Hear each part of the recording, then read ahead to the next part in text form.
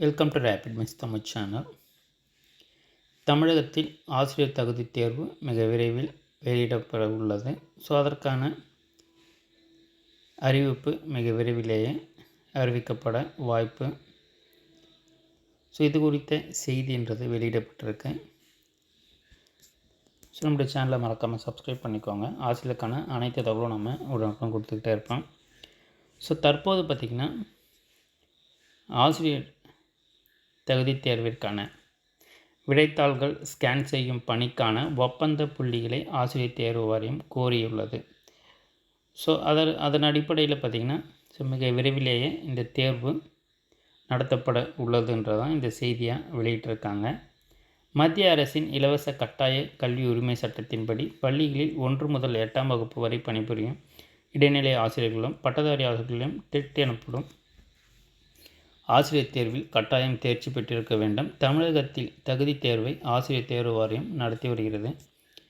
தேசிய ஆசிரியர் கல்வி கவுன்சில் NCT விதிமுறையின்படி ஆண்டுக்கு 2 தடவை டெட் தேர்வு நடத்தப்பட வேண்டும். ஆனால் ஆசிரியர் தேர்வு வாரியம் அதுபோன்ற டெட் தேர்வை நடத்துவது கிடையாது. 2022ஆம் ஆண்டில் நடத்தப்பட வேண்டிய டெட் தேர்வு கடந்த 2023ஆம் ஆண்டு பிப்ரவரியில் நடத்தப்பட்டது.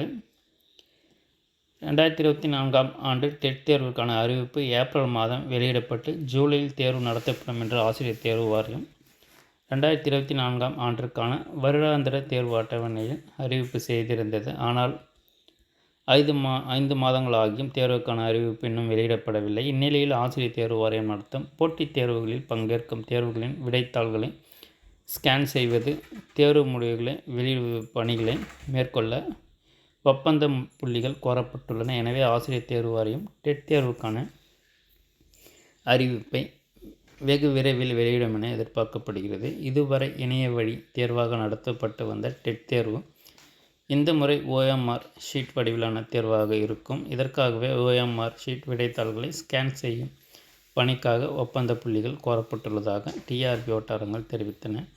இந்த மாதம் தேர்வைக்கான அறிவிப்பு வெளியாகும் பட்சத்தில் நவம்பர் மாதம் தேர்வு நடத்த அதிக வாய்ப்புள்ளது. ஸோ இந்த தேர்வு பார்த்திங்கன்னா தற்போது முடித்திருக்கக்கூடிய பிஎட் மாணவர்கள் அனைவருமே இந்த தேர்வு எழுதலாம். அதே போல் 1ஆம் ஆண்டு மாணவர்களுமே இந்த தேர்வுகளை எழுதலாம்.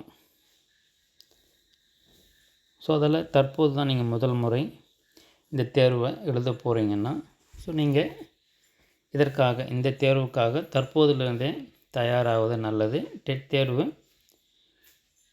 ஸோ பிஎட் 2ஆம் ஆண்டு மாணவர்களும் எழுதலாம். அதே போல் 1ஆம் ஆண்டு மாணவர்கள் ஸோ இருக்கக்கூடிய மாணவர்களுமே இந்த ஆசிரியர் தகுதி தேர்வை எழுதலாம். தொடர்ந்து நம்ம சேனலில் இணைந்திருங்க.